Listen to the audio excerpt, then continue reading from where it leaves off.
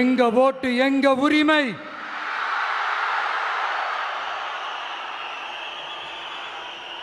எங்களை யாரும் விலைக்கு வாங்க முடியாது.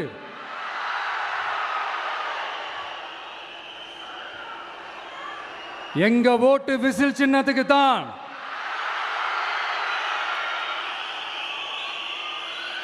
யாரையும் நம்பி ஏமாற மாட்டோம்.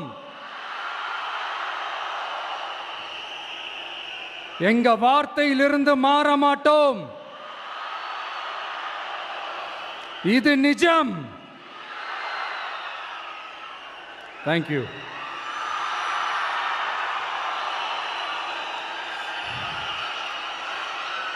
ஒரு குட்டி கதையிலிருந்து ஆரம்பிப்போமா?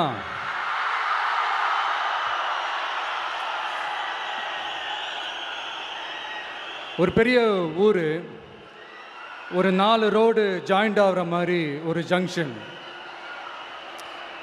ஒரு பிஸியான ஏரியா, ஆள் நடமாட்டம் அதிகமாக இருக்கக்கூடிய ஒரு ஏரியா. அங்கே சென்டரில் ஒரு முரட்டு ஜல்லிக்கட்டு காலை ஒன்று நின்றுட்டுருக்குது. காலில் மண்ணை வீசிக்கிட்டு சீறிக்கிட்டு அப்படியே நின்றுட்டுருக்குது. யாருமே பக்கத்தில் போக முடியல. அந்த இடம் ஒரு கேஷுவலாக மாறணும் அப்படின்னா அந்த காளையை அடக்கி அமைதி ஆக்கினா தான் மறுபடியும் ஒரு பேக் டு நார்மல் சுச்சுவேஷனுக்கு அந்த இடம் மாறும். அந்த ஊரில் இருக்கிற ஒரு சில பேருக்கு மட்டும்தான் அந்த காளை அடங்கும். அவங்க யாருமே அங்கே இல்லை.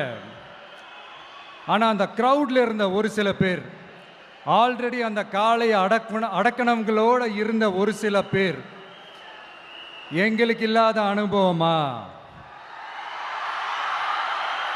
நாங்க பார்க்காத காளையா? நாங்க பார்க்காத மாடா? நாங்க போய் அடக்குறோன்னு சொல்லிட்டு உள்ள போறாங்க. ஒருத்தராலையும் அந்த காளையை தொடக்கூட முடியல. எல்லாரையும் அடிச்சு வீசி தூக்கி போட்டுருச்சு. இப்போ என்னடா பண்றது அப்படின்னு பார்க்கும்போது அந்த கூட்டத்தை விலக்கிட்டு ஒரு சின்ன பையன் ஒரு என்ட்ரி ஒன்று கொடுக்குறான். உங்களுக்கு தான் தெரியும்ல, டேய் எங்களாலே முடியல, நீ எல்லாம் என்னத்தை போய் கிழிக்க போற? எங்களுக்கு அவ்வளோ அனுபவம் இருக்குது, நாங்களே அடிபட்டு ஓரமாக படுத்து கிடக்கிறோம். இவன் விளையாட்டுத்தனமாக ஏதோ பண்ணிட்டு கிடக்கிறான், பாவம் அந்த காளைகிட்ட போய் அடிபட்டு சாவ போகிறான். பச்சா பையன், அந்த பையன், இந்த பையன், அண்டர் எஸ்டிமேட் பண்ணுறது, ஏளனமாக பேசுறது, இப்படி ஒரு பக்கம். இன்னொரு பக்கம் பரிதாபப்பட்டு, ஐயோ பாவமே, இப்படி தனியாக போய் மாட்டிக்கிட்டானே அந்த காளைகிட்ட, என்ன பண்ண போகிறானோ அப்படின்ட்டு ஒரு பக்கம் பரிதாபப்பட்டு பேசுகிறாங்க. அந்த சின்ன பையன் எதுவுமே காதலையே போட்டுக்காம 2 பாக்கெட்லையும் கையை விட்டுக்கிட்டு ஸ்டைலா கெத்தா தில்லா அப்படியே உள்ள போகிறான். ஒரு ஸ்டெப் எடுத்து வைக்கிறான், அந்த காலை அப்படியே சீறிக்கிட்டே நின்றுட்டு இருக்குது. இன்னொரு ஸ்டெப் எடுத்து வைக்கிறான், காலை அப்படியே சீறிக்கிட்டே முன்னாடி வருது. மக்கள் எல்லாரும் பதட்டத்தோடு அப்படியே பார்த்துட்டு இருக்கிறாங்க. இன்னொரு ஸ்டெப் எடுத்து வைக்கிறான், காலை அப்படியே முட்டை வரும்போது பாக்கெட்டுக்குள்ள மறைச்சி வச்சிருந்த 2 புல்லுக்கட்டு அதை அந்த காளை கிட்ட காட்டுறான். காளை அப்படியே சடனாக வந்து நின்று அது மூடெல்லாம் மாறி அந்த புல்லுக்கட்டை சாப்பிட ஆரம்பிச்சிருச்சு. அந்த சின்ன பையனும் அந்த காளையை அப்படியே தடவிக்கிட்டு வரான். காளையும் பக்கத்தில் ஒரு குழந்தை மாதிரி நடந்து வந்துக்கிட்டு வருது. பக்கத்தில் இருந்த ஒரு வயல்வெளியில் அந்த காளையை மேய விட்டுட்டு வரான். மக்கள் எல்லாரும் அந்த பையனை ஆச்சரியமாக பார்க்குறாங்க. அந்த அடிபட்டு கிடந்த அந்த அனுபவசாலிங்க தலையை தொங்க போட்டு நின்றுட்டு இருக்கிறாங்க. ஏன்னா பேசின பேச்சு அப்படி. வாய் இருக்குன்றதுக்காக நக்கலுமா நையாண்டியுமா நச நச நச நசன் ஒரே பேச்சு. என்ன பண்ணுறது, தலையை குனிஞ்சு அப்படியே நின்றுட்டு இருக்கிறாங்க. அங்கே ஒரு பெரியவர் வர்றார். வந்து அந்த பையன்கிட்ட கேட்குறாரு, எப்படிப்பா இப்படி ஒரு முரட்டு காலை சீறிட்டு நின்றுட்டு இருந்தது, எப்படி அந்த காளையை அடக்கின அப்படின்னு கேட்டதுக்கு அந்த பையன் சொல்கிறான், ஐயா எனக்கு அந்த காளையை பார்த்தா கோபமாக இருந்த மாதிரிலாம் எனக்கு தெரியல, அந்த காலை பசியோடு இருந்த மாதிரி இருந்தது. அதனால தான் அந்த புல்லுக்கட்டை காமிச்சவனை ஓகே நமக்கு தேவையானது கிடச்சிருச்சு அப்படின்னோடனே அந்த புல்லுக்கட்டை சாப்பிட்டுட்டு நம்மளோட அப்படியே ஜாலியாக வாக்கிங் வந்துருச்சு அப்படின்னு சொன்னான். இதை கேட்ட அந்த பெரியவர் சொன்னாராம், இந்த சின்னவங்க பெரியவங்க அனுபவம் இருக்கிறவங்க அனுபவம் இல்லாதவங்க இதெல்லாம் விஷயமே கிடையாது. யாராக இருந்தாலும் அந்த சூழலுக்கு ஏற்ற மாதிரி அந்த சிச்சுவேஷனுக்கு தகுந்த மாதிரி என்ன பண்ணி அந்த ப்ராப்ளமை சால்வ் பண்ணுறான், ஏது பண்ணி அந்த ப்ராப்ளமை சால்வ் பண்ணுறான், அதுதான் விஷயமே, அதுதான் மேட்ரு. ஸோ நீ சூப்பர்ப்பா, என்ன ப்ராப்ளம் வந்தாலும் நீ சால்வ் பண்ணிடுவ அப்படின்னு முதுகில் தட்டி கொடுத்துட்டு அந்த பெரியவர் போகிறார். இப்போ அந்த கதையில் அந்த முரட்டு ஜல்லிக்கட்டு காலை தான் நம்ம தமிழ்நாட்டு அரசியல் களம். அந்த பெரியவர் தான் நம்ம தமிழக மக்கள்.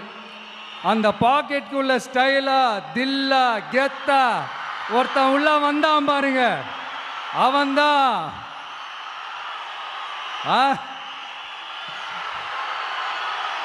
நான் இல்லைங்க, நான் இல்லை, நான் நீங்க நாம எல்லாருமா சேர்ந்து மாபெரும் மக்கள் சக்தியா இருக்கக்கூடிய நம்ம டிவிக்கு, அதுதான் அந்த சின்ன பையன்.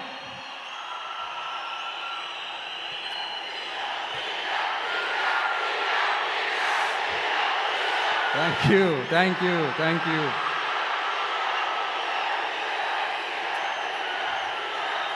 மக்களை நேசிக்கிற ஒரு நல்ல தலைமை இல்லாததுனால இத்தனை வருஷமா வேற வழி இல்லாம ஸ்டாலின் சார் கொடுத்த அந்த பொய்யான வாக்குறுதிகள் எல்லாத்தையும் நம்பி ஏமாந்த நம்ம மக்களுக்கு சரியான நேரத்தில் ஒரு வெகுஜன மக்கள் இயக்கமா வந்தது தான் நம்ம டிவிக்கு.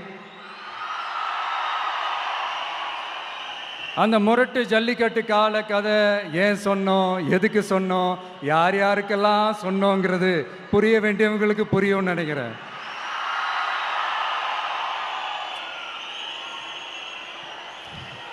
இப்போ நாம ஒவ்வொரு வீட்டில் உயிரா உணர்வா இருக்கிறோம். ஆனால் நான் உங்கள் எல்லாரையும் நேரில் சந்திக்கணும், நீங்கள் இருக்கிற ஊருக்கே உங்களை சந்திக்கணும் அப்படின்றது தான் எனக்கு மனசில் இருக்கிற ஒரு பெரிய ஆசை. ஆனால் அந்த சிச்சுவேஷன் ஒரு எதிர்கட்சியாக இருந்து கேள்வி கேட்டுட்டு இருக்கிற இந்த நேரத்தில் நமக்கு எதிராக என்ன சூழ்ச்சிகள்லாம் நடக்குதுன்றது உங்கள் எல்லாருக்குமே நல்லா தெரியும். அதனால் இப்போ உங்களுக்கு ஒரு வாக்குறுதியை கொடுக்குறேன். நம்மளுடைய ஆட்சி அமைஞ்சதும் ஒவ்வொரு கிராமத்துக்கும் நான் நேரடியா வந்து என்னுடைய சொந்தங்களாகிய உங்க எல்லாரையும் நான் சந்திக்கிறேன்.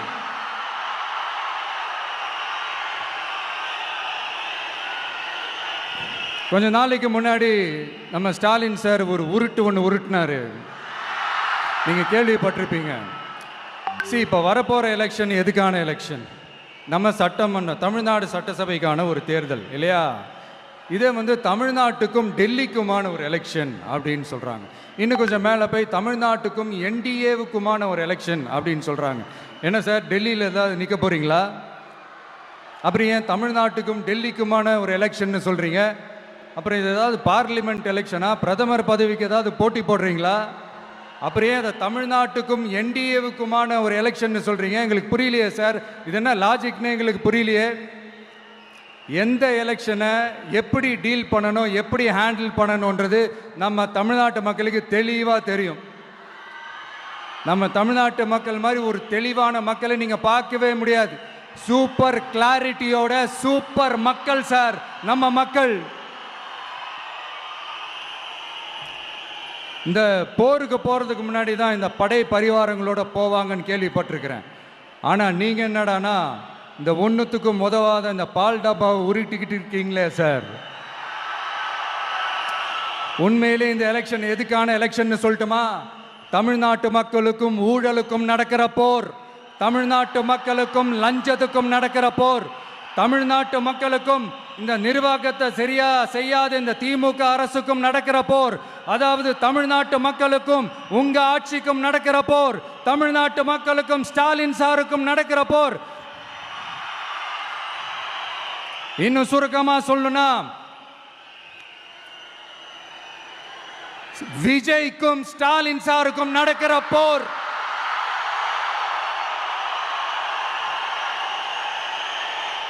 இதுக்கு நடுவில் இந்த என்டிஏ டெல்லி இதெல்லாம் என்ன லாஜிக்னே புரிய மாட்டேங்குது சார்.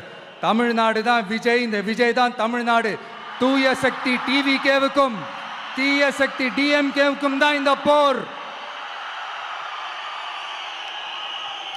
இப்படி உக்கிரமா இருக்கிற இந்த போர்ல மறுபடியும் ஒன்றுத்துக்கும் உதவாத இந்த பால் டப்பாவை உருட்டிக்கிட்டு இன்னொரு காமெடி வேற. அது என்னடான்னா, அவரோட ஆட்சியில தான் தமிழ்நாடு சூப்பர் ஸ்டார் மாநிலமா இருக்குதான். கரெக்டு, தமிழ்நாடு சூப்பர் ஸ்டார் மாநிலம் தான். காமராஜர் அவர்கள் டைம்ல, அண்ணா அவர்கள் டைம்ல, எம்ஜிஆர் அவர்களோட ஆட்சியில. இன்னைக்கு ஒன்றுத்துக்கும் உதவாத இந்த உல்டா மாடல் ஆட்சியில தமிழ்நாடு சூப்பர் ஸ்டார் மாநிலமாலாம் ஒன்றும் இல்லை, சூப்பர் ஸ்டாண்ட் அப் காமெடிக்காரர் நடத்துற மாநிலமா மாறிடுச்சு. மக்களே, உங்களுக்காக மட்டுமே தான் வர தடைகள், சதிகள், சூழ்ச்சிகள் எல்லாத்தையும் தாண்டி இந்த 2026 இந்த தேர்தலில் டிவிக்கு தில்லா நிற்கும்.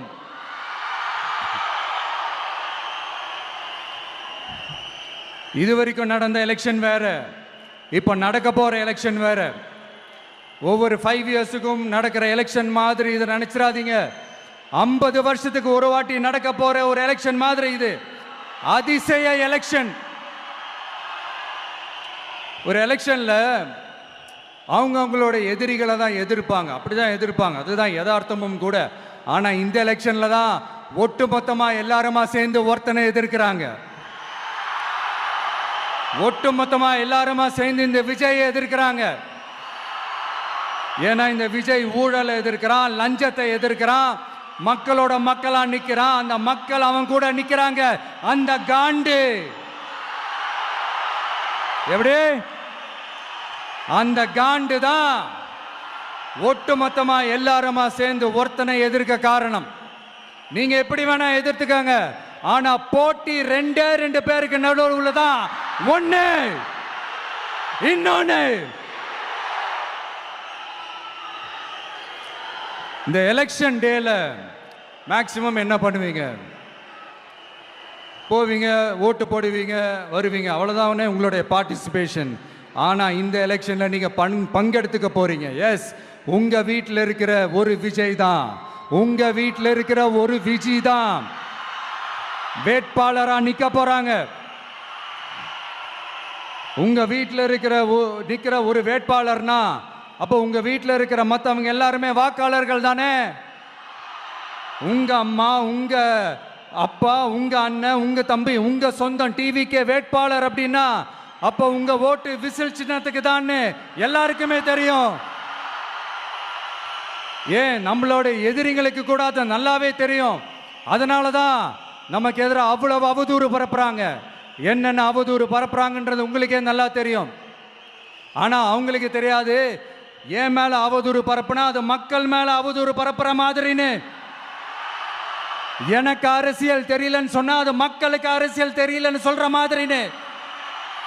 என்ன அசிங்கமா பேசினா அது மக்கள் அசிங்கமா பேசுற மாதிரின்னு.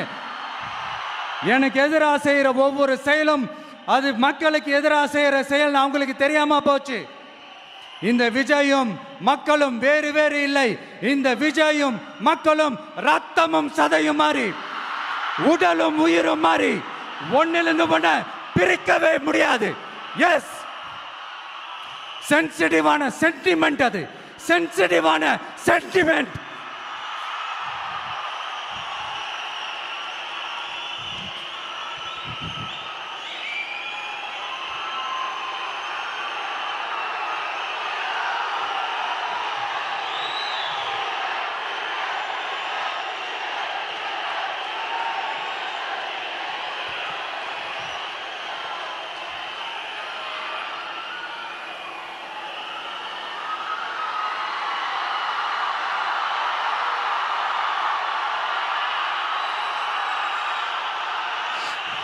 நான் sorry,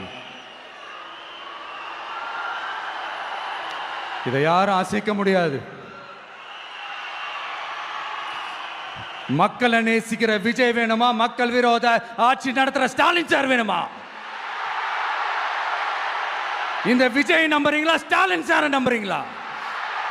proof, this is the proof.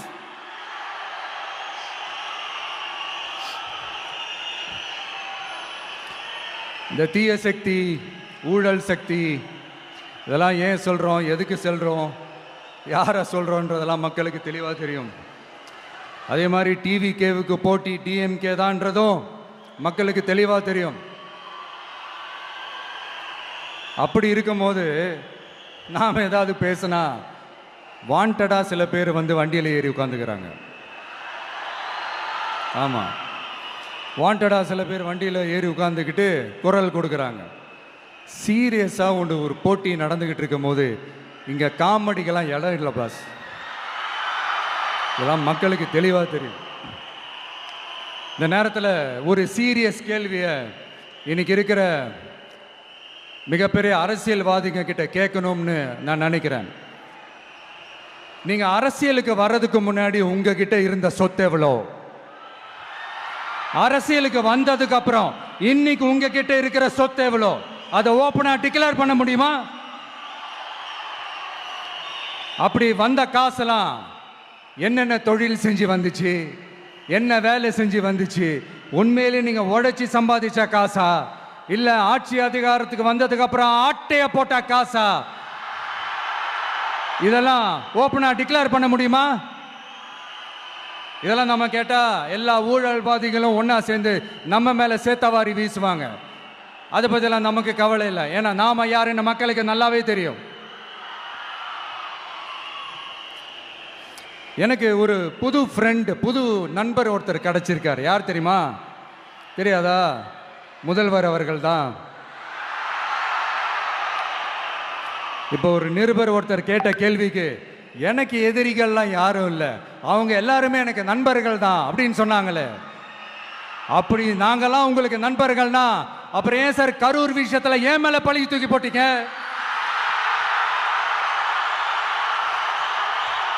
உங்களுக்கு மனசாட்சின்னு ஒண்ணு இருந்தா அப்படி பேசிருப்பீங்களா?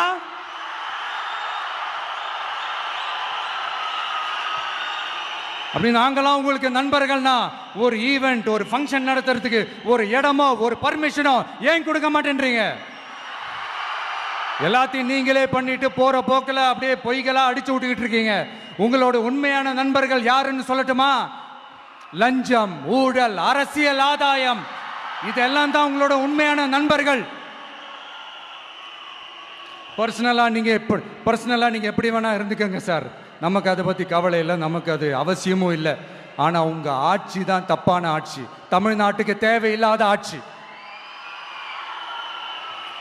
கொஞ்ச நாளைக்கு முன்னாடி கற்பனையா ஒரு விஷயம் ஒன்று சொன்னேன். இந்த முதல்வர் கூட விசில் சின்னத்துக்கு தான் வாக்களிப்பாரு அப்படின்ட்டு கற்பனையா ஒன்று சொன்னேன். ஆனா இன்னைக்கு நிஜமாவே நமக்கு ஆதரவா ஒரு கோஷத்தை எழுப்பியிருக்கிறாங்க. அது என்ன தெரியுமா?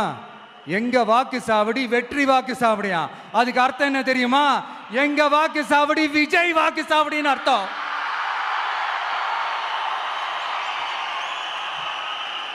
அது சரி, மக்களோட இந்த ஆதரவை பார்த்துட்டு அவர் அறியாமலே எப்படி பேசிட்டாரு என்னமோ தெரியல. 50 வருஷம் எக்ஸ்பீரியன்ஸ் அரசியல்ல, உண்மை என்னன்னு ஒத்துக்கிட்டு தானே ஆகணும்.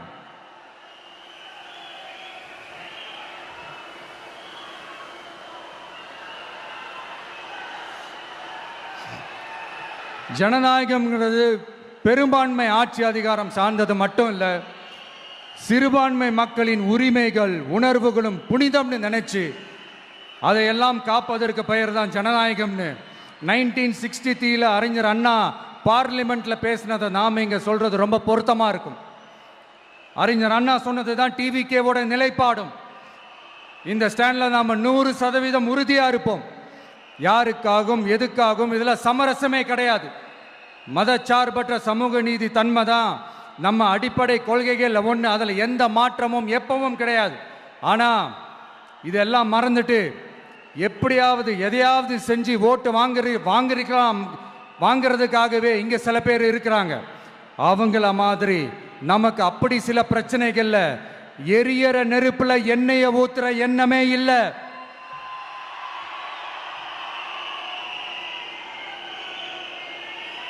இங்க சில அரசியல் கட்சிகளும் சில அரசியல் தலைவர்களும் ஒரு சில நேரங்களில் அமைதியா இருந்தாலே போதும், ஒரு பிரச்சனையும் வராது.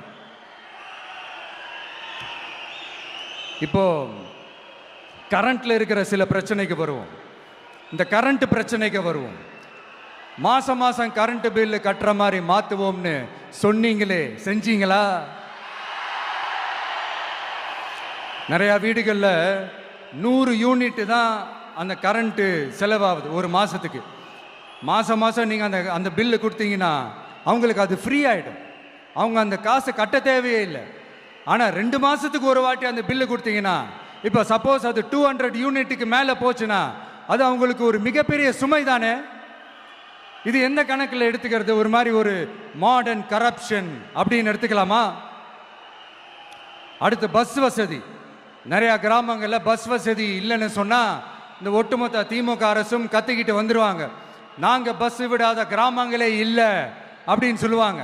அப்படி அது உண்மை அப்படின்னா முதல்வர் அவர்கள்கிட்ட நம்ம தங்கச்சி ஒருத்தவங்க ஒரு கேள்வி கேட்டாங்களே, எங்கள் ஊருக்கு ஒரு மினி பஸ்ஸாவது விடுங்க சார் அப்படின்னு கேட்டாங்களே, அது எந்த கணக்கில் எடுத்துக்கிறது?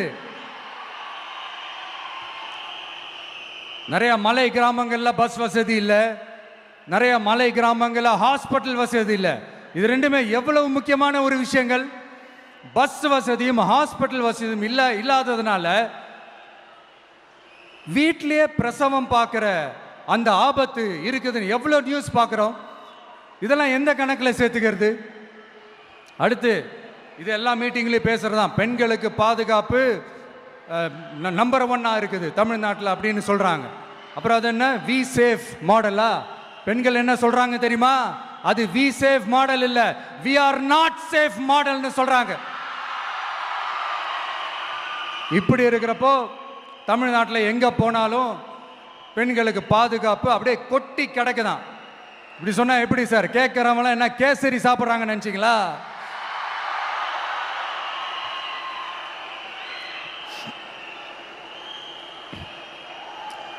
அடுத்து இந்த சட்டம் ஒழுங்கு, அது காணாம போய் ரொம்ப நாள் ஆச்சு.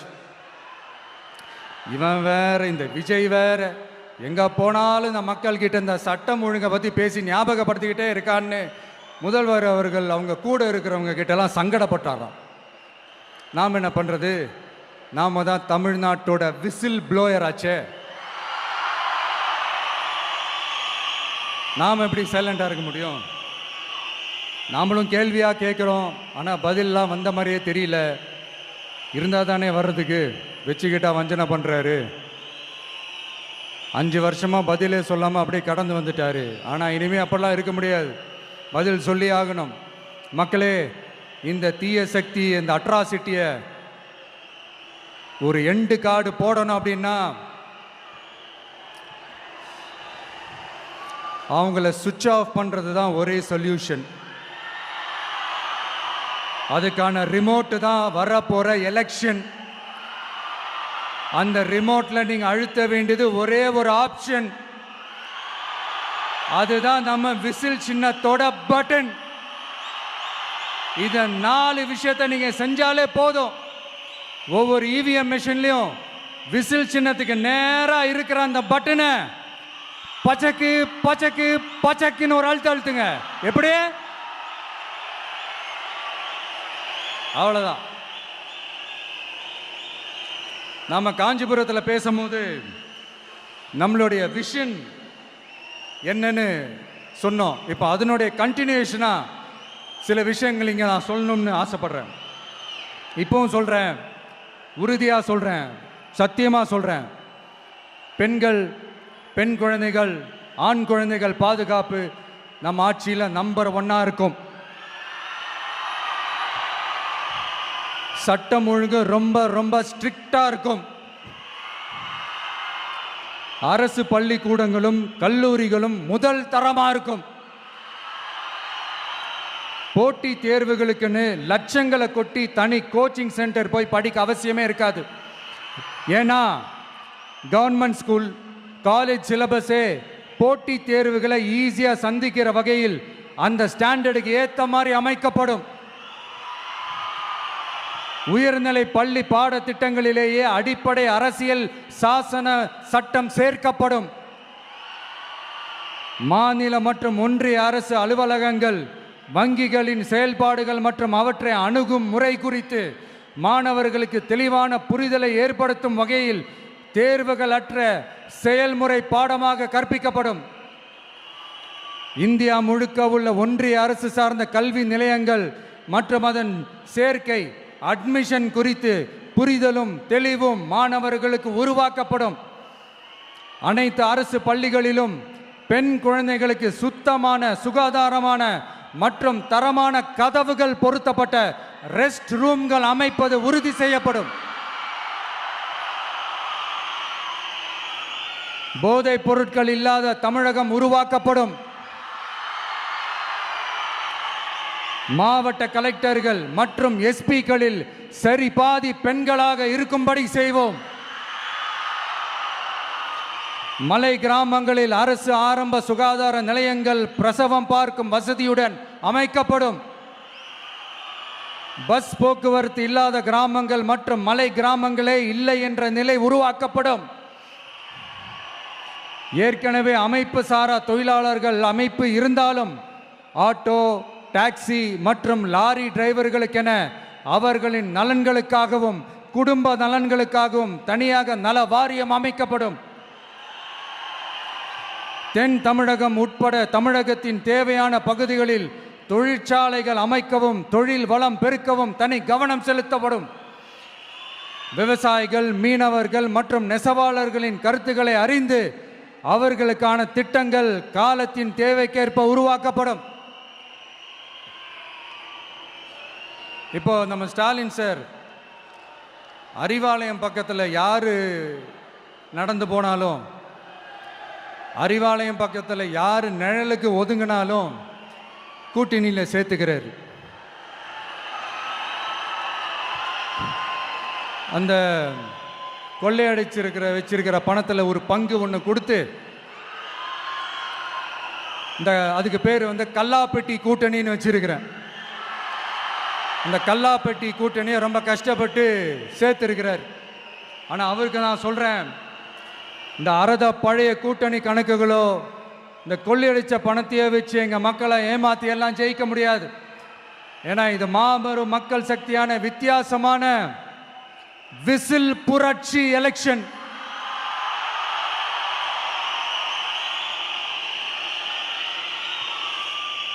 உங்களோட நான் இருக்கேன், நம்மளோட நம்ம மக்கள் இருக்கிறாங்க. இதுக்கு மேல என்ன வேணும்? கான்பிடென்ட்டா இருங்க, நல்லதே நடக்கும், வெற்றி நிச்சயம். மீண்டும் சந்திக்கும் வரை நன்றி, வணக்கம். என் நண்பர்களே, ஒரு சின்ன ரிக்வெஸ்ட். நான் திருப்பி இங்கிருந்து 4 hours சென்னைக்கு போகணும். தயவு செஞ்சு யாரும் என் வண்டிக்கு பின்னாடியோ என் வண்டி சைட்லேயோ பைக்கில் வராதிங்க. உங்களை நான் கெஞ்சி கேட்டுக்கிறேன். தேங்க்யூ.